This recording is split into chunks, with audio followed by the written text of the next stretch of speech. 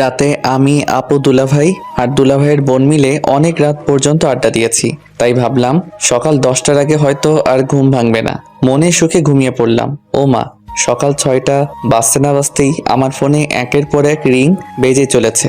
সকাল সকাল মনটা একদম খারাপ করে দিল। যাই হোক, নাম্বার না দেখে ফোন রিসিভ করলাম, বাট আমি হ্যালো বলার আগেই ওপাশ থেকে বকাঝকা শুরু করে দিয়েছে। আমি বিছানায় থেকে হুড়মুড় করে উঠে বসলাম। কণ্ঠটা চেনা চেনা লাগলো, তাই ফোনের স্ক্রিনের দিকে তাকিয়ে দেখি কুত্তি নামে সেভ করা। তার মানে আমার বেস্ট ফ্রেন্ড জান্নাত ফোন দিয়েছে। কি হয়েছে বল? এভাবে বলছিস কেন? আমি তোর বাসার নিচে দাঁড়িয়ে আছি, তাড়াতাড়ি বের হ। পারবো না রে দোস্ত, আম্মু ডাকতেছে, বাসায় অনেক কাজ।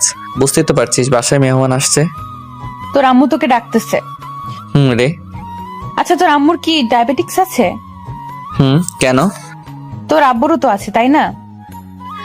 কদিন পরে আমারও হবে। তো কি হইছে? আচ্ছা এটা বল, তুই এগুলো জিজ্ঞেস করছিস কেন? তোর আব্বু আম্মুকে তো আমি এখন রাস্তা দিয়ে দৌড়াতে দেখলাম, একসাথে হাঁপাতে হাঁপাতে আমাকে এটাও বলেছে, কি মা কেমন আছো? তাহলে কি আমি ভুল দেখেছি বা ভুল শুনেছি? আমি চুপ করে বসে রইলাম। শয়তান মেয়েটা বাহিরে আব্বু আম্মুকে দেখে নিয়েছে। এখন কি বলি? কি হলো, চুপ কেন? মানে হয়েছে কি? এত কিছু শুনতে চাইনি। তুই নিচে আসবি নাকি আমি উপরে আসবো? না না, তুই নিচেই থাক। আপু আসছে কালকে, আর তুই আমার সাথে যে ব্যবহার দেখাচ্ছিস যেন মনে হয় তুই আমার বিয়ে করা বউ। আচ্ছা তাহলে তুই আয়। ওকে, আসতেছি।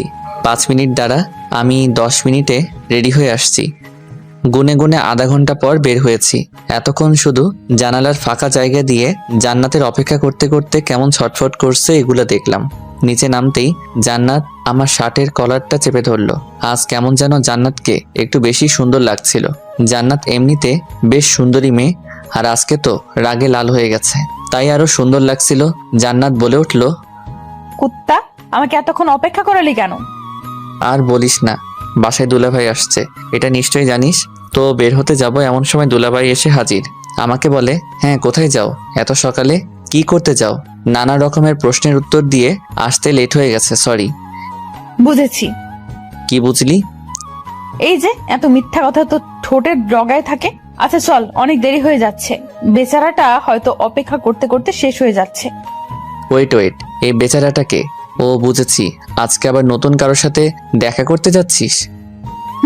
বুঝে গেছিস তাহলে? বুঝবো না আবার? আটা ময়দা তো কম মাখিসনি। চুপ শয়তান, মূর্খামি করবি না। এগুলো হলো মেকআপ, কোনো আটা ময়দা না। জানি। আচ্ছা এটা যেন তোর কত নাম্বার রিলেশন? 16 নাম্বার। আচ্ছা এটা বল, 16 জনের মধ্যে তোর সব থেকে বেশি কতদিন রিলেশন ছিল? একদিন 3 ঘন্টা 45 সেকেন্ড। এটাই সর্বোচ্চ রিলেশন? কি করব বল? যার সাথে ফ্রি ভাবে কথা বলি তার সাথে ঝগড়া শুরু করে দিই, অবশেষে রাগ কন্ট্রোল করতে না পেরে ব্রেকআপ করে দিই। কিন্তু দেখ, তোর আর আমার কতদিনের ফ্রেন্ডশিপ, আজ পর্যন্ত ঝগড়া হয়নি। কি বললি আবার বলতো? ঠিক তা না, ঝগড়া হয় ঠিক আছে, কিন্তু আমি জানি তুই কিছু মাইন্ড করিস না। তুই ওরকম ছেলেই না। ও আচ্ছা, আমি ওরকম ছেলেই না। তবে কি রকম ছেলে শুনি? এখন দেখছি আমাকে নিয়েও গবেষণা করা শুরু করে দিয়েছিস। বেশি কথা না বলে তাড়াতাড়ি পা চালা। এমনিতেই অনেক দেরি হয়ে গেছে, আজকে ফার্স্ট মিট ওর সাথে, তাই আর দেরি করা যাবে না। রেস্টুরেন্টে গিয়ে দেখি জান্নাতের সাথে দেখা করবে বলে ছেলেটা বসে আছে। ছেলেটা জান্নাতকে দেখেই হা করে এক দৃষ্টিতে তাকিয়ে রয়েছে। আমি বললাম, কি ভাই, এত সুন্দরী মেয়ে আগে কখনো দেখেননি বুঝি? না ভাই, আগে এত সুন্দরী মেয়ে কখনো দেখিনি। পরি, একদম পরি। ছেলেটা জান্নাতের গুণগান করা শুরু করলো। এক কথায় ন্যাকামো যাকে বলে। ছেলেটি জান্নাতকে বলে, তোমার ঠোঁটের নিচের তিলটা অনেক সুন্দর, চোখ নাক ঠোঁট তো মাশাল্লাহ, চুলগুলো তো অনেক লম্বা লম্বা দেখা যাচ্ছে। জান্নাতের দিকে তাকাতেই দেখি এত প্রশংসা শুনে আরো বেশি করে ভাব নিচ্ছে। অবশ্য ছেলেটা ঠিকই বলেছে। এতদিন তো ভেবেছি জান্নাতের এসব কিছু শুধু আমার একারই ভালো লাগে, তবে এখন দেখছি এগুলো তো সবার নজরে। কিন্তু এসব কিছু আর সহ্য হচ্ছে না, তাই ছেলেটাকে বললাম, আরে ভাই আপনি কি একটু থামবেন? ছেলেটা চুপ হয়ে গেল। জান্নাতকে বললাম, ছেলে পছন্দ হয়নি, ওঠো এখান থেকে। কেন, কি হয়েছে? ভালোই তো আছে। মিষ্টি মিষ্টি কথা বললেই তো তোর কাছে ভালো, কিন্তু এরকম ন্যাকামো করা ছেলেদেরকে আমার একদমই পছন্দ না। তুই পছন্দ করে কি করবি? রিলেশন তো আমি করব। ও আচ্ছা, রিলেশন তুই করবি, আমার কি তাই না? তাহলে আমাকে সকাল সকাল ঘুম থেকে তুলে এখানে নিয়ে আসলি কেন? আমাকে কি তোর বডিগার্ড পাইছিস? তোর বাপে আমাকে টাকা দিয়ে রাখছে তোর দেখাশোনা করার জন্য। আরও অনেক কথা শুনিয়ে রেস্টুরেন্ট থেকে বেরিয়ে পড়লাম। বের হতেই দেখি পিছন পিছন জান্নাতও চলে আসছে। কি আসতেছিস কেন? যা না পিরিত কর গিয়ে। আরও কিছু বলতে যাব কিন্তু জান্নাত আমার মুখ চেপে ধরে বলল, চুপ শয়তান, অনেক কথা শুনিয়েছিস, আর না, আর একটা কথা বললে খুন করে ফেলবো এই বলে দিলাম। আমি বললাম, হাত সরা আমার মুখ থেকে। এত পারফিউম কেউ দেয় নাকি, তাও আবার হাতে? বাপের টাকা বেশি হয়েছে তাই নষ্ট করছি, তাতে তোর কি? আমি তো ফকিন্নি, আমার বাপের টাকা নাই তাই না? আচ্ছা এটা বল, আমি 16টা ছেলের সাথে দেখা করছি, সেখান থেকে তুই কয়টায় সাথে আমার ব্রেকআপ করাইছিস? আর আমি নিচ থেকে কয়টায় ব্রেকআপ করছি? 15 বার আমি ব্রেকআপ করিয়েছি ফার্স্ট মিটেই, আর একবার আমি এসেছিলাম না, তাই সেদিন তো রিলেশন হয়েছিল, কিন্তু ঝগড়া করে পরদিনই তুই ব্রেকআপ করে দিয়েছিস। তাহলে বুঝ আমার রিলেশন তুই ব্রেকআপ করিস, তারপরও কি তোকে না নিয়ে কখনো কারোর সাথে দেখা করেছি? আজকে তো এমনিই তোকে একটু রাগালাম। ও আচ্ছা হুসাইন, আমার কপালে কি প্রেম নাই, নাকি প্রেমের কপাল আমার নেই, কোনটা? জানি না। ভালো ছেলে কোথায় পাবো যাকে তুই নিজে পছন্দ করে আমাকে দিবি? জানি না। আচ্ছা তুই কিন্তু ততটাও খারাপ না, আর তোকে দেখে অনেক মেয়ে ক্রাশ খায়, অনেক আগে থেকে দেখে আসছি, ভাবিস না পাম দিচ্ছি। তো তাহলে তুই আমার হয়ে যা না প্লিজ। নাকের মধ্যে একটা ঘুষি মেরে চোখা নাক ভুতা করে দিব। তুই শুধু আমার খুব ভালো একটা ফ্রেন্ড, সো ভুলেও অন্য কিছু হওয়ার চিন্তাও করবি না, কারণ আমি তোকে ওসব নজরে কখনো দেখিনি। দূর, আমি তো মজা করছিলাম। কিন্তু জান্নাতের চোখ মুখে ফুটে উঠেছে ও আমাকে পছন্দ করে, বাট ফ্রেন্ডশিপ নষ্ট হওয়ার ভয়ে কিছু বলতে পারছে না। সেদিনের মতো বাসায় চলে আসলেও মনের মধ্যে একরকমের খুঁতখুঁত সৃষ্টি হচ্ছে, কারণ জান্নাতের সাথে আমার অনেক দিনের ফ্রেন্ডশিপ, প্রায় 4 বছরের কাছাকাছি। তবে এত লম্বা সময়ও কখনো বুঝতে পারিনি জান্নাত আমাকে ভালোবাসে। ও এত রিলেশন করতে চাই কিসের জন্য সেটা এখন বুঝতে পেরেছি। জান্নাত দেখতে চাই ও রিলেশন করলে আমি কোনো রিয়্যাক্ট করি কিনা। আমি সত্যি খুব বোকা, এতদিন পর এত বড় সত্যিটা জানতে পেরেছি। এগুলো ভাবতে ভাবতে সিঁড়ি দিয়ে উপরে উঠছিলাম, এমন সময় দুলাভাইয়ের বোন আখির সাথে ধাক্কা লাগলো। আমি খুব ভালো করে বুঝেছি এটা হঠাৎ ধাক্কা না, আখি ইচ্ছে করে দিয়েছে। কি চোখে দেখেন না নাকি? সরি। সরি মানে? এভাবে হবে না, আপনি বলেন আমার ভুল হয়েছে, প্লিজ মাফ করে দেন। ওকে মাফ করে দিয়েছি, এবার যেতে দাও। উফ, আমি কিভাবে ক্ষমা চাইতে হয় সেটা বলছি। আমি আর কিছু না বলেই রুমে এসে দরজা লক করে দিলাম। কিছুক্ষণ পর সিগারেট খেতে ছাদে গেলাম, গিয়ে সিগারেট জ্বালিয়ে খেতে লাগলাম। এমন সময় ছাদে আখির উপস্থিতি টের পেলাম। পিছন ফিরে দেখি সত্যি আখি দাঁড়িয়ে আছে। আপনি সিগারেট খান? কেন, চোখে দেখেন না? খাবেন নাকি? খাবো, কিন্তু কোথাও পাই না, তাই খেতেও পারি না। আর যখন হাতের কাছে পাইছি তখন আর ছাড়ছি না। ওকে আসো, খেয়ে নাও। আখির হাতে সিগারেট ধরিয়ে দিলাম। আখির হাত রীতিমতো কাঁপতে শুরু করে দিয়েছে। হইছে হইছে, আর খেতে হবে না, বুঝে গেছি তুমি কত পারবে। এই বলে আখির হাত থেকে সিগারেটটা নিয়ে আমি খেতে লাগলাম, আর ওর দিকে তাকিয়ে হাসতে থাকলাম। রাগে আখির চোখ মুখ লাল হয়ে গেছে। হঠাৎ করেই আমার হাত থেকে সিগারেট মুখে নিয়ে জোরে একটা টান মারলো আখি। এরপর কি আর বলবো, 80 বছরের বুড়ার মতো কাশতে শুরু করলো। কাশতে কাশতে শ্বাস নিতেও পারছে না। আমাকে বলে, আপনি এগুলো খান কেমন করে? শয়তান, আগুন দেখে ভয় পায় আর আগুন মুখে নিয়েছো, তাহলে তো এরকম হবেই তাই না? কি আমাকে শয়তান বললেন? আমি কখন তোমাকে শয়তান বললাম? আপনার কথাই বুঝে নিয়েছি। ও তাই বুঝি। আমি আজকেই ভাইয়াকে বলে দেব আপনি সিগারেট খান। তোমার ভাই আমার সাথে বসে সিগারেট খায়, ওকে? আর তুমি যে একটু আগে সিগারেট টানছিলে ওইটা আমি ভিডিও করে রেখেছি। এমনকি তুমি শুরু থেকে শেষ পর্যন্ত যা কিছু বলেছো বা করেছো সব ভিডিও করা শেষ। তখন আখি নিজেরই মাথার চুল টানতে টানতে নিচে চলে যায়। আমি আবার মনের সুখে সিগারেট টানতে থাকলাম।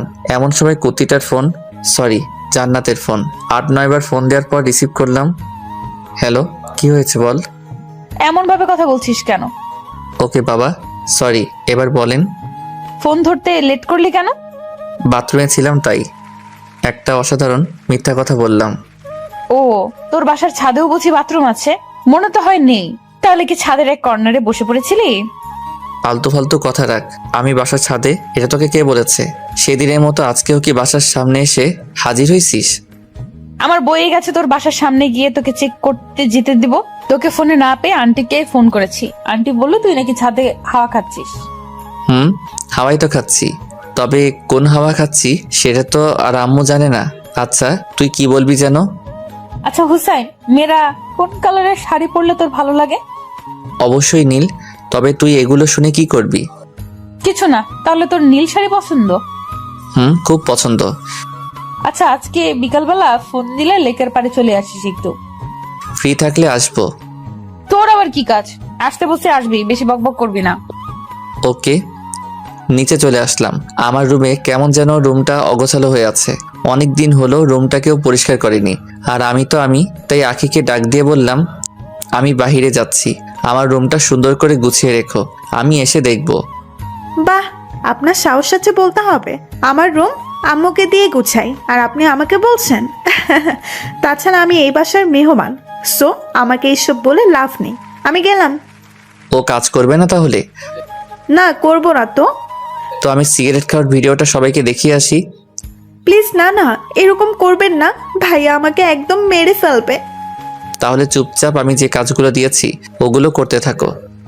অসহায় অবশ একটা মেয়ে পেয়ে এইরকম অত্যাচার। চুপ, তুমি অবুঝ। তাড়াতাড়ি কাজ শেষ করো, আমি একটু পরেই আসছি। আমি চলেই যাচ্ছিলাম, এমন সময় আকি গুনগুন করে বলতে থাকলো, এই জন্য ছেলেদের বিশ্বাস করতে নেই।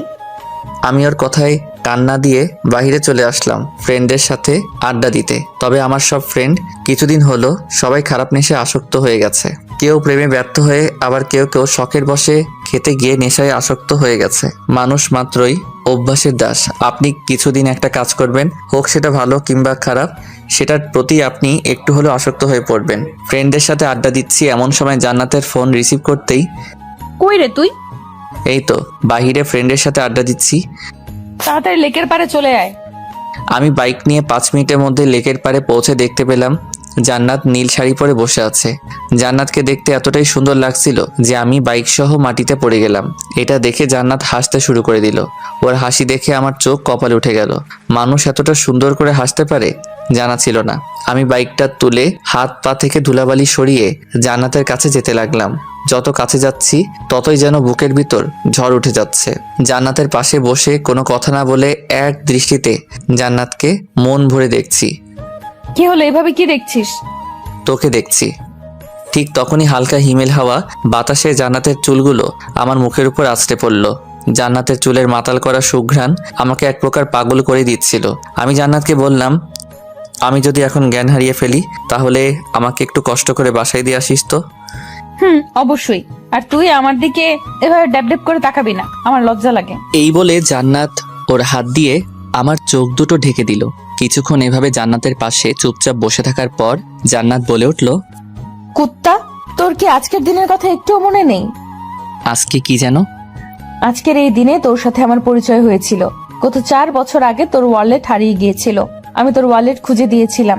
সেই দিন থেকেই আমাদের এতদিনের ফ্রেন্ডশিপ। তোর কি এগুলো কিছুই মনে নেই?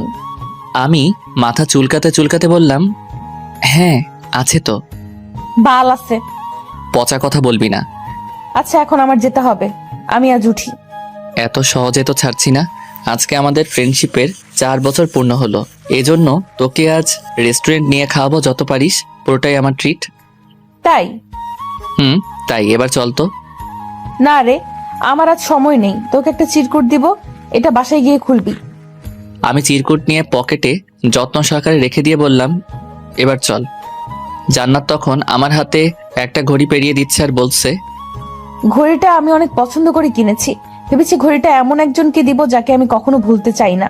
তাকে ঘড়িটা দিলে সে একটু হলেও আমার কথা মনে রাখবে। আমি চুপচাপ জান্নাতের দিকে তাকিয়ে তাকিয়ে দেখছি কি সুন্দর ঠোঁট নাড়িয়ে কথা বলে। আমি বললাম, তোর জন্য তো কিছু আনতে পারিনি। তুই যেখানে এসেছিস সেটাই অনেক। তাই? আচ্ছা প্লিজ রেস্টুরেন্টে চল না। আমার বাসায় যেতে হবে, আমি গেলাম। এই বলে জান্নাত উঠে চলে যেতে লাগলো। আমি সেখানেই মন খারাপ করে চুপচাপ বসে রইলাম। কিছুক্ষণ পর আমার কাঁধে কে যেন হাত রেখেছে অনুভব করলাম। পিছন ফিরে দেখি জান্নাত। তুই তুই এখানে কি করিস? তোর তো বাসায় থাকার কথা। বাবা, এত রাগ? এতটাই রাগ, বাট আফসোস এই রাগ ভাঙানোর মানুষটা পেলাম না। কেন, আমি আছি কি করতে? আমার রাগ উঠার কারণটাই তো তুই। ও আচ্ছা, আগে জানতাম না, এখন বুঝিয়ে দিলি। ওকে, আমি সত্যি সত্যি চলে যাচ্ছি। জান্নাত আবারও চলে যাচ্ছিল। আমি জান্নাতের হাত ধরে হ্যাচকা টান দিয়ে আমার পাশে বসিয়ে জান্নাতের গালে ঠাস ঠাস করে 2টা থাপ্পড় দিলাম। তুই আমাকে মারলি কেন? আমি জান্নাতের প্রশ্নের উত্তর না দিয়ে চুপচাপ সেখান থেকে বাইক নিয়ে চলে যাচ্ছিলাম। এমন সময় জান্নাত বাইকের পিছনে উঠে বসলো। খুব ক্ষুধা লেগেছে, রেস্টুরেন্টে নিয়ে চল, খাবো। আমি মুচকি হেসে বললাম, গুড গার্ল। তুই আর কথা বলবি না, তুই আজকে আমাকে মারছিস, সো চুপচাপ গাড়ি চালা। আচ্ছা সরি। সরি মানে কি? হ্যাঁ, এই বলে আমার পিঠে ইচ্ছে মতো কিল ঘুষি মারতে লাগলো। একটু ব্যথা লাগেনি, কারণ নরম হাতের ঘুষিগুলাও নরমই লাগছে। জান্নাতকে নিয়ে রেস্টুরেন্টে গেলাম। জান্নাত রেস্টুরেন্টে গিয়েই একের পর এক অর্ডার করতে থাকে। এরপর আস্তে আস্তে খাওয়া শুরু করলো। আমি এখনো খাওয়াই শুরু করিনি, এর মধ্যে ওর অর্ধেক খাওয়া শেষ। আমাকে বলে কি না আমি নাকি আস্তে আস্তে খাচ্ছি। কিছুক্ষণ পর আমার অনেক দিনের পুরনো এক ফ্রেন্ড ওর বউকে নিয়ে রেস্টুরেন্টে প্রবেশ করলো। এখন ওরা দেশের বাইরে থেকে কবে আসছে জানি না, তবে আমাকে দেখেই আমার দিকে ছুটে আসলো আর বলল, কিরে, কেমন আছিস? ও আমার কথা মনে আছে তাহলে? কাজের অনেক চাপ, তাই তেমন একটা খোঁজ খবর নিতে পারি না। ভালো। আচ্ছা দোস্ত, ভাবি কিন্তু অনেক কিউট। ভাবি মানে? তখন জান্নাত লজ্জায় মাথা নিচু করে ফেললো। আমি কিছু বলতে যাব এমন সময়, এই যে শুনেন, হুসাইন কিন্তু অনেক ভালো একটা ছেলে, কখনো কারোর সাথে রিলেশন করেনি। আমরা যখন একসাথে লেখাপড়া করেছি তখন হুসাইনকে অনেক মেয়ে অফার দিয়েছে, তবে ও কখনো এসব রিলেশনে যায়নি। তাই বলছি, এমন কোনো কাজ করবে না যাতে ও মনে কষ্ট পায়। জান্নাতকে উদ্দেশ্য করে বলল। জান্নাত মাথা নেড়ে হ্যাঁ বলল। আমি তো পুরো অবাক হয়ে গেলাম। আমার ফ্রেন্ডের সামনে এমন ভাব নিচ্ছে যেন সত্যি সত্যি ও আমার বিয়ে করা বউ। আচ্ছা থাক, পরে দেখা হবে, আজ একটু কাজে এসেছিলাম এখানে। আর জান্নাত, আপনাকে নীল শাড়িতে অনেক সুন্দর দেখাচ্ছে। ধন্যবাদ ভাইয়া। আমি ফ্রেন্ডকে বললাম, হয়েছে হয়েছে, আর চোখ লাগাতে হবে না। তখন ফ্রেন্ড ওর বউকে নিয়ে হাসতে হাসতে চলে গেল। আমি জান্নাতকে বললাম, এটা কি হলো? তুই ওকে বললি না কেন? তুই আমার জাস্ট ফ্রেন্ড। বারে, আমি বলতে যাব কেন? আমার তো শুনতে ভালোই লাগছিল। তার মানে তোর আমার বউ হওয়ার ইচ্ছে আছে? খুব ইচ্ছে। কি বললি আবার বল। তোর বউ হওয়ার ইচ্ছে আছে বললাম, তাই কি করবি? মারবি? ওকে মার। আর আমি যে তোকে চিরকুট দিয়েছি ওটা পড়লেই বুঝতে পারবি। ভালো, তুই খুব সুন্দর করে ফান করতে পারিস। তখন জান্নাত চুপ করে রইল আর আমার দিকে মায়াবী দৃষ্টিতে তাকিয়ে বলল, তোর এগুলো ফান মনে হচ্ছে? তাছাড়া কি। তখন জান্নাত আমাকে চমকে দিয়ে রেস্টুরেন্টের ভিতরেই চিৎকার চেঁচামেচি করে আমাকে বকাঝকা করতে শুরু করে দিল। এমনকি টেবিলে থাকা প্লেট গ্লাসগুলো দেয়ালে ছুঁড়ে ছুঁড়ে ভাঙতে শুরু করে দিল। অবস্থা খারাপ বুঝে জান্নাতকে কোনোভাবে রেস্টুরেন্ট থেকে বের করে রেস্টুরেন্টের মালিককে জিনিসপত্র নষ্ট করায় জরিমানা আমাকে দিতে হয়েছে। এরপর জান্নাতকে বাসায় নামিয়ে দিয়ে আসলাম। রাস্তায়ও কোনো কথা বলেনি, আমিও কথা বলার আগ্রহ দেখাইনি। জান্নাতকে নামিয়ে দিয়ে বাইক নিয়ে বাসায় ফিরছি। আমাদের বাসার সামনে রাস্তার মোড়ে 2টা ছেলে একটা মেয়েকে নানা রকমভাবে ইফটিজিং করছে। দূর থেকে ভালোভাবে বুঝতে পারছি না মেয়েটাকে, তাই বাইক নিয়ে কাছে দেখেই যা দেখলাম তাতে আমার মনে হচ্ছিল রাগে হয়তো এখন আমার মাথা ফেটে রক্ত বের হবে।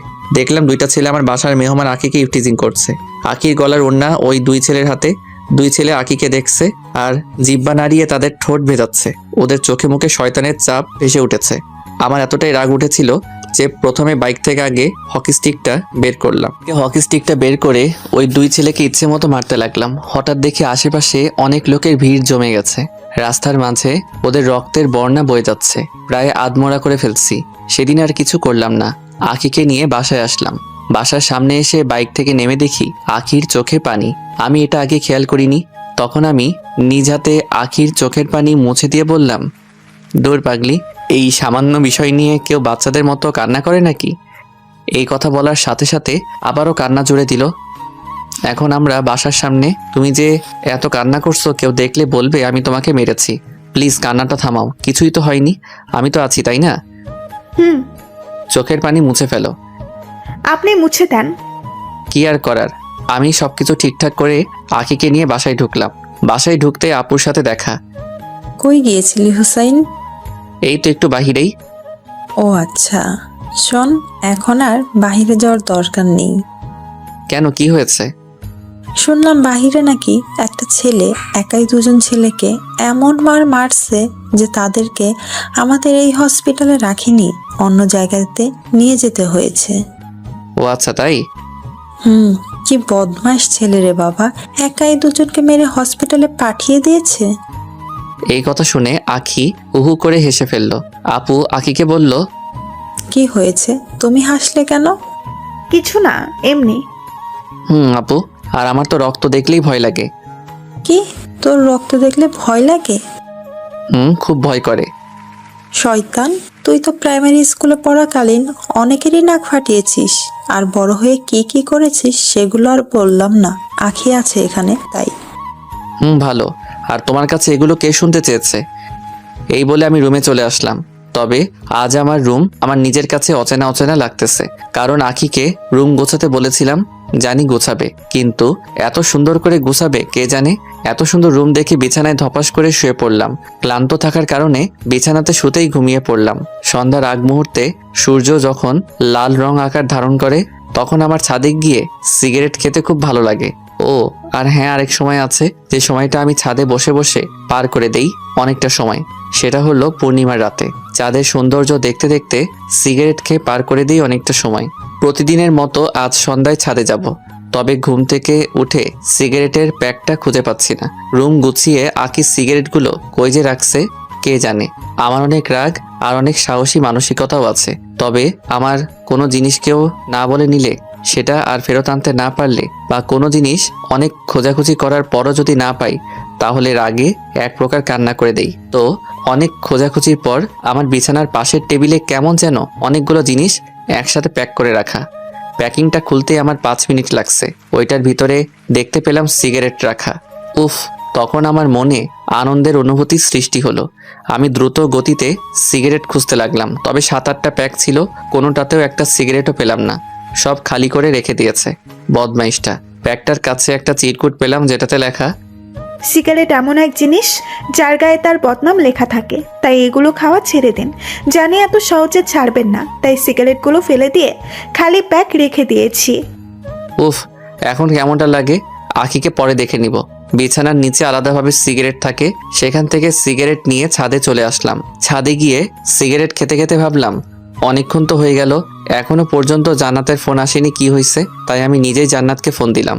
ফোন দিতেই রিসিভ করে ওপাশ থেকে মহিলা কণ্ঠী কেউ একজন বলে উঠল, কাকে চাই? আমি বুঝে ফেললাম এটা জান্নাতের আম্মু, মানে আন্টি ফোন রিসিভ করেছে। তবে জান্নাতের ফোন তো আন্টির কাছে থাকার কথা না। যাই হোক, আন্টিকে বললাম, আমি হুসাইন, জান্নাত কোথায়? ওহ বাবা, তুমি? হুম। জান্নাত কোথা থেকে যেন এসে রাগের মাথায় আমার ঘুমের ওষুধ খেয়ে ঘুমিয়ে পড়েছে, এখনো পর্যন্ত ওঠার নামই নেই। মানে কি, ও ওইসব খেয়েছে কেন? সেটা জানার জন্যই তো তোমাকে ফোন দিব ভেবেছি, তবে জান্নাতের ফোনের কিছু বুঝি না, তাই অনেক চেষ্টা করার পরও ফোন দিতে পারছি না। এরপর তুমিই ফোন দিলে। ও আচ্ছা, জান্নাতের এখন কি অবস্থা? আমি কি আসবো? না থাক, 2টা ঘুমের ওষুধ খেয়েছে, সমস্যা নেই, একটু পরেই ঘুম ভেঙে যাবে, তুমি চিন্তা করো না। আচ্ছা আন্টি, ওর ঘুম ভাঙলে আমাকে ফোন দিতে বলবেন। ওকে। ফোন রেখে ভাবতে লাগলাম, জান্নাত হয়তো আমাকে অনেক দিন থেকেই ভালোবাসতো, তবে কখনো বলেনি। তাই আমি আমাদের ফ্রেন্ডশিপ শেষ করে দিব, মানে জান্নাতের সাথে রিলেশনে যাব। সিগারেট শেষ করে নিচে চলে আসলাম। রাতে খাবার খেয়ে বিছানায় শুয়ে শুয়ে ফেসবুক চালাচ্ছি। এমন সময় আমার দরজায় কে যেন নক করলো। আমি বললাম, দরজা খোলা আছে, ভিতরে আসতে পারেন। দরজা খুলে আখি রুমে প্রবেশ করলো। আখির হাত দুটো পিছনে, আমার সামনে এসে বলল, আচ্ছা, আপনাকে কিছু কথা বলবো, আপনার কি শোনার মতো টাইম হবে? অবশ্যই, আপনি বলেন। আপনাকে আমার প্রথম দেখাতেই ভালো লেগেছিল, এরপর ধীরে ধীরে আপনার প্রেমে পড়ে গিয়েছি। এখন সবসময় আপনার কথাই ভাবি। সত্যি বলতে আপনাকে আমি প্রচুর ভালোবেসে ফেলেছি। দেখো আখি, এটা কখনোই সম্ভব না। এত কিছু জানি না, আপনাকে ভালোবাসি এটাই জানি। এই বলে হাত বাড়িয়ে ফুল দিল। আমি ফুলটা নিয়েছি, কারণ হলো ফুল তো কোনো দোষ করেনি। আখি হাসতে হাসতে আমার রুম থেকে চলে গেল। ঠিক তখন মনে পড়ল, জান্নাত আমাকে একটা চিরকুট দিয়েছিল, ওইটা প্যান্টের পকেটে রেখেছি। পকেট থেকে চিরকুটটা বের করে পড়তে শুরু করলাম।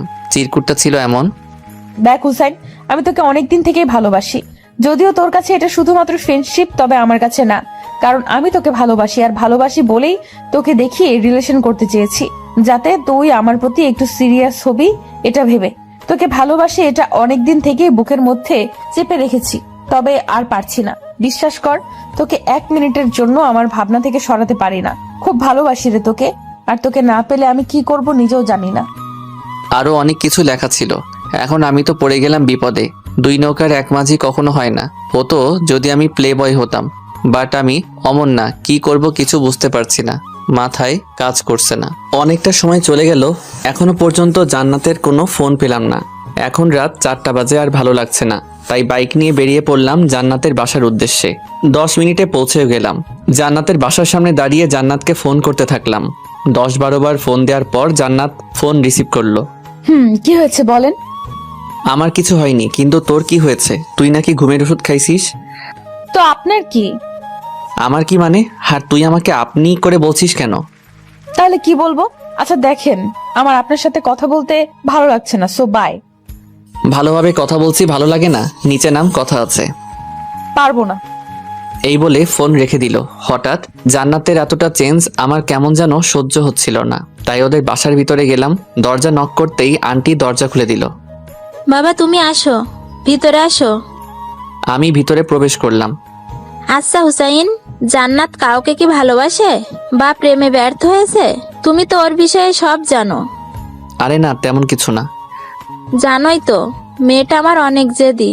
ওর বাবা তো ব্যবসার কাজে বাইরে গিয়েছে, তাই জান্নাতকে নিয়ে আমার অনেক চিন্তা হয়। কখন যে কি করে বসে পাগলি মেয়েটা। আপনি চিন্তা করেন না, আমি আছি তো। জান্নাত কোথায়? ও তো উপরে ওর রুমেই। আমি উপরে গিয়ে জান্নাতের দরজাতে নক করলাম, বাট কোনো সারা শব্দ পেলাম না। আমার ডাকাডাকিতে আন্টিও নিচ থেকে চলে এলো। আন্টিও অনেক ডাকাডাকি করলো, কিন্তু কোনো কাজ হলো না। জান্নাত কিছুতেই দরজা খুলছে না। রাগ থাকা ভালো, কিন্তু এতটা রাগ মোটেও ভালো না। আমি সেখান থেকে মন খারাপ করে বাসায় চলে আসলাম। বাসায় এসে নিজেকে পাগল পাগল লাগতেছিল। আমি এজন্য আমার লাইফে কারোর সাথে রিলেশন করিনি, কারণ আমি জানি রিলেশনে সুখের চেয়ে দুঃখের পরিমাণটাই বেশি হয়। কেউ যদি জাস্ট একবার মন থেকে 3-4 বছর রিলেশন করে, সেই প্রেমে ব্যর্থ হয়, তাহলে তারা জীবনটা নষ্ট করতে 1 মিনিটও ভাবে না। ছোটবেলা থেকে যেই ভয়টা পেয়ে এসেছি, আজ সেটাই হলো আমার সাথে, কারণ আমি জান্নাতকে ভালোবেসে ফেলেছি। কোনো এক কবির কথা, একটা ছেলে মেয়ে কখনো ভালো বন্ধু হতে পারে না, কোনো না কোনো সময় প্রেমে পড়বেই। আমি জানি না কথাটা কতটুকু সত্যি, কিন্তু আমি জান্নাতকে অসম্ভব ভালোবেসে ফেলেছি, এইটুকু বলতে পারি। রাত প্রায় 10টা বাজলো বলে আমার মনটা ভীষণ খারাপ, তাই এক হাতে গিটার, অন্য হাতে সিগারেটের প্যাক নিয়ে ছাদে চলে আসলাম। আমি গিটারিস্ট, গিটার বাজাতে ভালোবাসি। প্রায় সময় ফেসবুক লাইভে আসি, কারণ আমার গিটার বাজানো অনেকেরই পছন্দ। এই গিটার বাজিয়ে ফেসবুকে কত মেয়ের প্রপোজ পেয়েছি হিসাব নেই। কিন্তু সত্যি বলতে, ভালোবাসায় বিশ্বাস না করা আমি আজকারও ভালোবাসার অভাবে ভুগছি। যাই হোক, আজকে আর লাইভে গেলাম না। আমাদের ছাদ থেকে চাঁদটা খুব সুন্দর দেখা যায়, তাই গিটার বাজিয়ে সিগারেট খাচ্ছি। এমন সময় ছাদে আঁখি আসলো, তখন মাথাটা পুরো গরম হয়ে গেল। এমনিতেই মন ভালো না, এখন এসে ন্যাকামো করবে, বলবে সিগারেট খেও না, এই কইরো না, ওই কইরো না, বিরক্তিকর। মেহমান বলে কিছু বলতেও পারি না, দাঁত কামড়ে রাগটা আটকে রাখি। আঁখি এসে ঠিক আমার সামনে বসলো। চাঁদটা ঢেকে দিয়ে, সামনে থেকে সরে বসো, চাঁদ দেখতে দাও। চাঁদ দেখতে হবে না, এখন থেকে আমিই তোমার চাঁদ।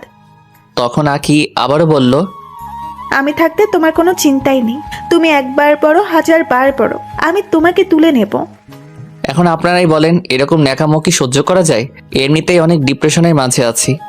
যদি এতই ভালোবাসতে তাহলে পড়তেই দিতে না। হয়েছে হয়েছে, ন্যাকামো রাখো আর আমার সামনে থেকে সরে বসো। না শুনলে কি করবে? কি করব শুনবা? বলো। তোমাকে ছাদ থেকে ধাক্কা দিয়ে নিচে ফেলে দিব।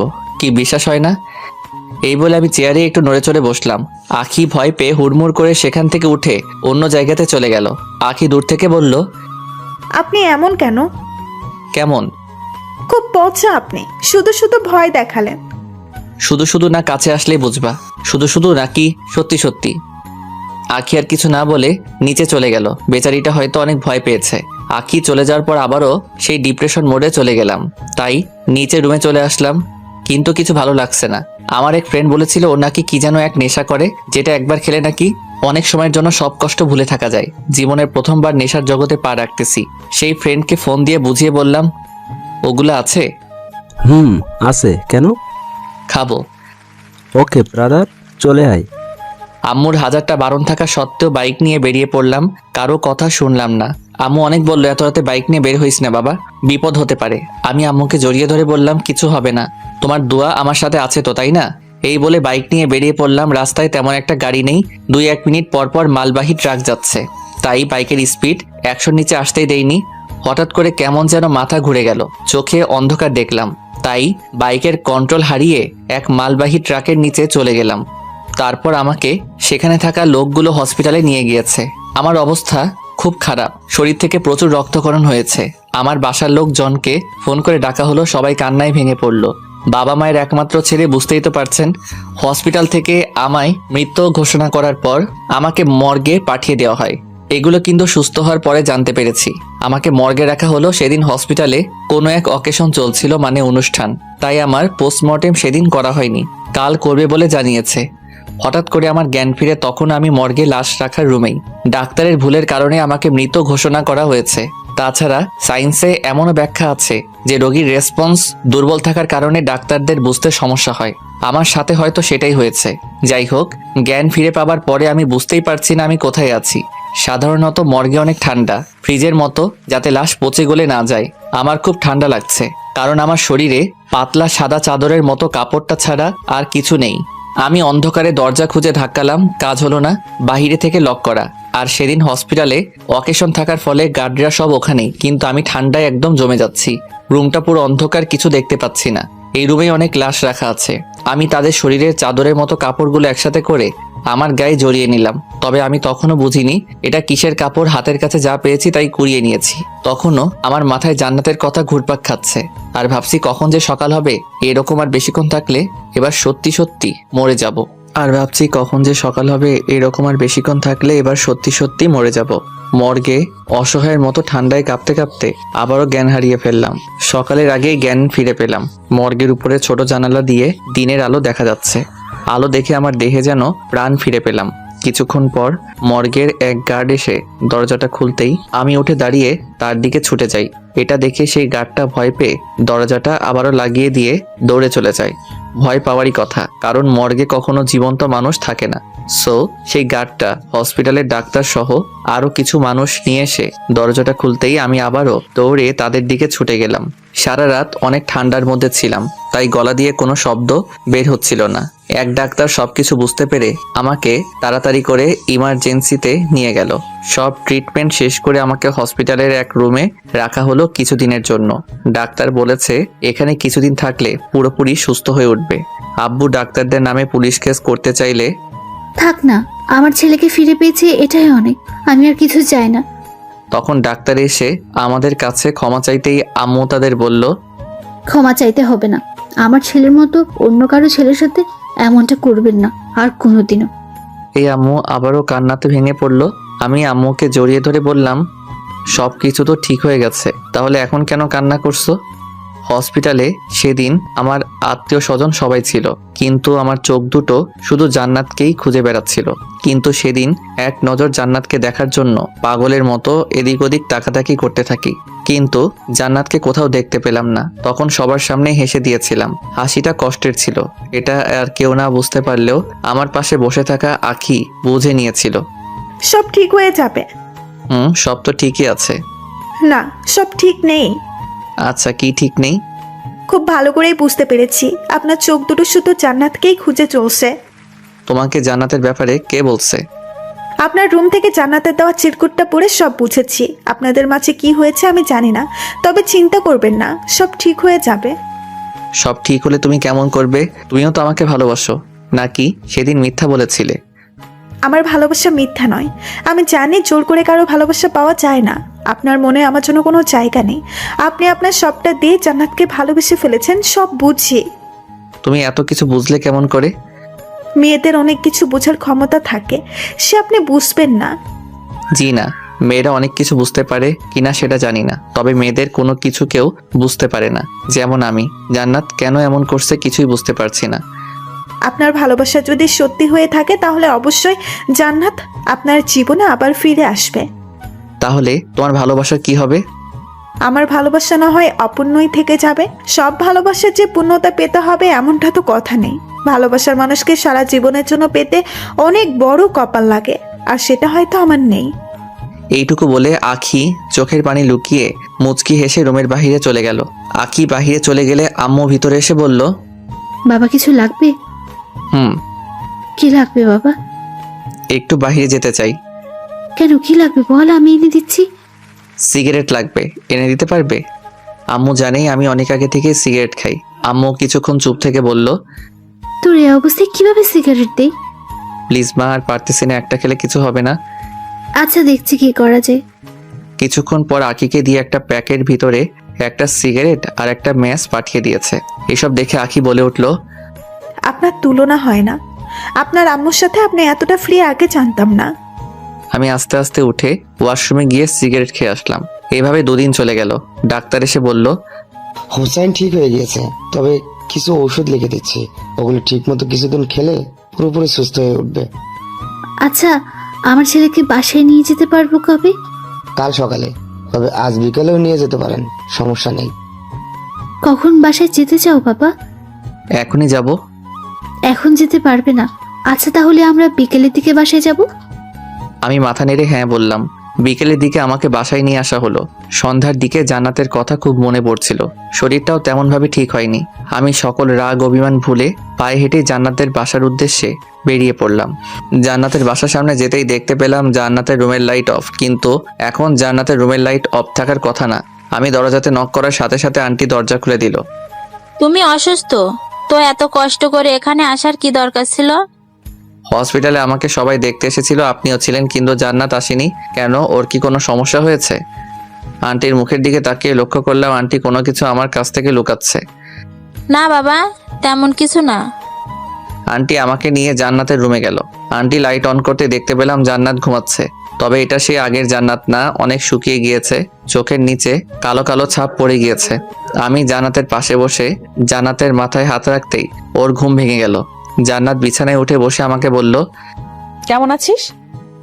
ভালো। তবে তোর এই অবস্থা কেন?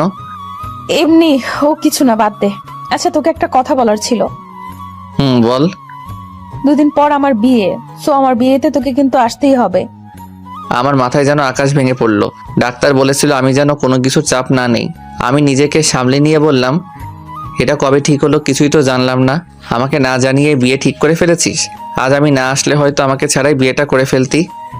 আব্বুর ফ্রেন্ডের ছেলের সাথে হুট করে আমার বিয়ে ঠিক করে ফেলেছে, আমি বুঝতেও পারিনি। ও আচ্ছা, সমস্যা নেই, ওকে আমি অবশ্যই তোর বিয়েতে আসবো। আর কিছু বলতে পারলাম না, কখন যে আমার চোখের কোণে পানি জমে গিয়েছে বুঝতেই পারিনি। তাই সেখানে আর বেশিক্ষণ থাকলাম না, বাসায় চলে আসলাম। রাস্তা দিয়ে হেঁটে হেঁটে আসার সময় আমার চোখ দিয়ে অঝরে পানি ঝরছে। বাসায় এসে নিজেকে সান্ত্বনা দিয়ে ভাবলাম, যদি আমার ভালোবাসা সত্যি হয়ে থাকে তাহলে অবশ্যই জান্নাত আমার কাছে ফিরে আসবে। কিন্তু বারবার মনে হচ্ছে আমি জান্নাতকে হারিয়ে ফেলছি। তবে আমার বিশ্বাস জান্নাত আমার আর আমার কাছেই ফিরে আসবে। দেখতে দেখতে 2 দিন চলে যায়। কাল জান্নাতের বিয়ে। রুমেই শুয়ে আছি, এমন সময় এক ফ্রেন্ডের ফোন আসলো। রিসিভ করতে ফ্রেন্ড বলল, কিরে হোসাইন, কই তুই? কেন, কি হয়েছে? আজ জান্নাতের বিয়ে, জানিস না? জানি তো, কি হয়েছে? তো কি হয়েছে মানে? তুই যাকে নিয়ে স্বপ্ন দেখতি আর আমাদেরকে তোরা জান্নাতের গল্প শোনাইতি, আজ তার বিয়ে হয়ে যাচ্ছে, অথচ তোর কোনো চিন্তাই নেই। বাদ দে তো, আমার জাস্ট ফ্রেন্ড ছিল। বোকা ভাবিস না, সব জানি। তুই বাসা থেকে বের হ, আমি সব রেডি করে রাখছি। মানে কি রেডি করে রাখছস? জান্নাতকে উঠিয়ে নিয়ে আসবো। না থাকলে, আর জান্নাত আমার সাথে কখনো আসবে না। আসবে না মানে? অজ্ঞান করে নিয়ে আসবো, ভাব নেওয়ার জায়গা পাই না মেয়েটা। আচ্ছা বাদ দে তো এসব, এখন রাখছি। এই বলে আমি ফোন রেখে দিলাম। এমন সময় আম্মু রুমে আসলো। কি হয়েছে? কই কিছু না তো। তাহলে তোর চোখ বেয়ে পানি পড়ছে কেন? ও খেয়ালই করিনি, হয়তো চোখে কিছু ঢুকেছে। দরজার পাশে দাঁড়িয়ে সব শুনেছি। তুই অনেক বড় হয়ে গেছিস। ছোটবেলায় তো পিঁপড়ের কামড় খেয়ে আমার কাছে এসে কান্না করতি, আর এখন এত বড় মাপের কষ্ট লুকিয়ে আমার সাথে দিব্যি হেসে হেসে কথা বলছিস। তখন আর নিজেকে আটকে রাখতে পারলাম না। আম্মুকে জড়িয়ে ধরে কান্নার সুরে বললাম, মা, জান্নাতকে খুব ভালোবেসে ফেলেছি, হয়তোবা নিজের থেকেও বেশি। তো চিন্তা কিসের? তোর ফ্রেন্ডের সাথে গিয়ে উঠিয়ে নিয়ে আয়, পরে যা হবে আমি বুঝবো। তবে তোর কষ্ট দেখতে রাখছি না। জান্নাত যদি জাস্ট একবার বলতো যে আমাকে ও এখনো ভালোবাসে, তাহলে জান্নাতকে আমার কাছ থেকে কেউ আলাদা করতে পারতো না। বাট ও তো এখন আমাকে সহ্যই করতে পারে না, তাই যা হবার হবে, সব ভাগ্যের উপর ছেড়ে দিয়েছি। তাহলে এখন কি করবি?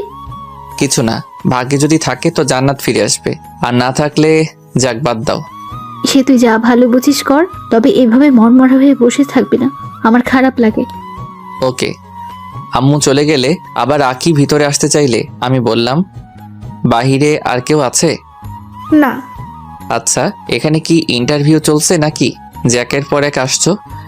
এভাবে বলছেন কেন? আচ্ছা চলে যাচ্ছি। না, কি বলবে বলে যাও। আজ আমি আমাদের বাসায় চলে যাচ্ছি, তাই বলতে আসছিলাম। এতক্ষণ আপনি আপনার আম্মুর সাথে কথা বললেন, তাই ভেতরে আসিনি। আকির কথা শুনে কিছুক্ষণ চুপচাপ বসে রইলাম, তারপর বললাম, আজকেই কেন যেতে হবে? আসতে তো অনেক দিন হলো। বাসা থেকে আম্মু ফোন দিয়েছিল, বললো বাসায় চলে আসতে। আজ তো যেতে পারবে না। কেন পারবো না? আজ জান্নাতের বিয়ে। তাই কি? তাই কি মানে? আমি কান্না করলে আমাকে সান্ত্বনা কে দিবে শুনি? আপনি বাচ্চাদের মতো কান্না করবেন? হুম। ওকে, তাহলে আপনার কান্না দেখতে আজ না হয় থেকে যাই, কি বলেন? থ্যাঙ্কস। চলে যাচ্ছিলাম, তাই আপনার জন্য একটা সিগারেটের প্যাক কিনে এনেছি। ভাবলাম এটা দিয়ে চলে যাব। কই দাও তাহলে। জি না, আজ তো যাওয়া হচ্ছে না, তাই কাল যাওয়ার সময় দিব। না, এখন এটা দাও, পরে না হয় আরেক প্যাকেট দিয়ে যাবে। ওকে। আকি সিগারেট দিয়ে চলে গেল। দিনটা কষ্টে কোনোভাবে কাটিয়ে নিলাম। জান্নাতকে হয়তো রাত 1টা-2টার দিকে ওদের বাসা থেকে নিয়ে যাবে বিয়ের সব কাজ সম্পন্ন করে। এখন সন্ধ্যা নেমে গিয়েছে, কষ্টটা যেন ধীরে ধীরে বেড়েই চলেছে। আজ সারাদিন আমার রুম থেকে বের হয়নি। জান্নাতকে শেষ একটি বারের জন্য দেখার জন্য মনটা পাগলের মতো ছটফট করছে, তাই দৌড়ে জান্নাতের বাসার দিকে ছুটে গেলাম। দূর থেকে বিয়ে বাড়ির হইচই শুনতে পেলাম। বুকের বাপাসটা কষ্টে যেন অবশ হয়ে যাচ্ছে। আমি আস্তে আস্তে জান্নাতদের বাসায় ঢুকলাম। বাসায় অনেক লোকজন, পরিচিত কাউকে খুঁজে পাচ্ছি না যে জান্নাতের কথা জিজ্ঞেস করব। হঠাৎ জান্নাতের এক মেয়ে ফ্রেন্ডকে দেখতে পেলাম, ওর নাম রূপা। রূপা আমাকে দেখতেই আমার দিকে ছুটে আসলো। হুসাইন ভাইয়া, আপনি এখানে কেন? জান্নাত তো উপরে। জান্নাত উপরে? আচ্ছা, আপনি নাকি মৃত থেকে জীবিত হয়েছেন? কে বলেছে এগুলো? এলাকার সবাই জানে, আমি জানবো না? ও, কিন্তু মৃত মানুষ কখনো জীবিত হয় না। আমার রেসপন্স দুর্বল ছিল, তাই অমনটা হয়েছিল। ও আচ্ছা, এখন বুঝলাম। বাট এই সামান্য কাহিনীকে লোকেরা রচনা করে ফেলেছে। আপনি নাকি কবর থেকে উঠে চলে এসেছেন। আরে এরকম অনেক কিছু বলেছে তারা। ও বাদ দাও। আচ্ছা, আমাকে একটু জান্নাতের কাছে নিয়ে যেতে পারবে? আপনি হলেন জান্নাতের বেস্ট ফ্রেন্ড, আপনাকে আমার নিয়ে যেতে হবে কেন? আপনি তো নিজেই যেতে পারেন। রূপার কথা শুনে জান্নাতের আর আমার সেই আগের মিষ্টি ফ্রেন্ডশিপের কথা মনে পড়ে গিয়েছে। কতই না সুন্দর ছিল সেসব দিনগুলো। এগুলো ভাবতে ভাবতে চোখের কোণে অনেকটা পানি জমে গিয়েছে। আমি রূপাকে বললাম, আচ্ছা তুমি যাও তাহলে। রূপা চলে গেলে আমি উপরে গেলাম। দরজার বাহির থেকে জান্নাতকে দেখতে পেলাম। জান্নাতের দিকে তাকিয়ে চোখ ফেরাতে পারছি না। জান্নাত এমনিতে অনেক সুন্দর, তার মাঝে আজ আবার বিয়ের সাজে। কখনো পরি দেখিনি, তবে পরিদের বিষয়ে যতটুকু শুনেছি তার থেকে জান্নাত কোনো অংশে কম নয়। সেখানে আর বেশিক্ষণ থাকতে পারলাম না, দ্রুত বাসায় চলে আসলাম। নিজের উপর এত রাগ হচ্ছিল বলে বোঝাতে পারবো না। কেন যে সেদিন জান্নাতের ভালোবাসা অবহেলা করেছি। সেদিন জান্নাতকে ফিরিয়ে না দিলে আজ হয়তো আমার এমন দিন দেখতে হতো না। রাগে আমার রুমের জিনিসপত্র ভাঙতে শুরু করে দেই। জিনিসপত্র ভাঙার শব্দ পেয়ে নিচ থেকে আম্মু আপু চলে আসে। আমাকে সান্ত্বনা দিয়ে তারা চলে যায়। আমাকে বলে ঘুম আসতে, তবে ঘুম আসছিল না বলে 3-4টা ঘুমের ওষুধ একবারে খেয়ে ফেলি। এখন আর বিছানায় উঠতে পারিনি। বিছানার নিচে ফ্লোরে ঘুমিয়ে পড়লাম। সকালে ঘুম থেকে উঠে অনুভব করলাম আমি বিছানাতে শুয়ে আছি। আমার কপালে কে যেন চুমু খাচ্ছে। চোখ খুলতেই দেখতে পেলাম জান্নাত আমার পাশে বসে কপালে চুমু দিচ্ছে। নিজের চোখকে যেন বিশ্বাস করতে পারছি না, তাই হালকা করে আমার শরীরে চিমটি কাটলাম, এটা ভেবে যে আমি স্বপ্ন দেখছি না তো। ঘুম থেকে উঠেই চমকে গেলাম। জান্নাতকে আমার পাশে দেখে সত্যি নিজের চোখকে বিশ্বাস করতে পারছি না। আমি জান্নাতকে বললাম, তুই তুই এখানে কি করিস? তোর তো শ্বশুরবাড়ি থাকার কথা। রাখ তো শ্বশুর বাড়ি। সারা রাত এভাবে তোর পাশে বসে বসে তোকে ডাকাডাকি করতেছি, তাও তোর ঘুম ভাঙাতে পারলাম না। পারবি কেমন করে? অনেকগুলো ঘুমের ওষুধ খেয়ে ঘুম দিয়েছি। এই কথা বলা মাত্রই জান্নাত আমার বুকের উপর উঠে বসে আমার গালে মিষ্টি মিষ্টি থাপ্পড় মেরে বলতে থাকে, শয়তান, তুই এগুলো খাইছিস কেন? তোর কাছ থেকে তো শেখা এগুলি খাওয়া।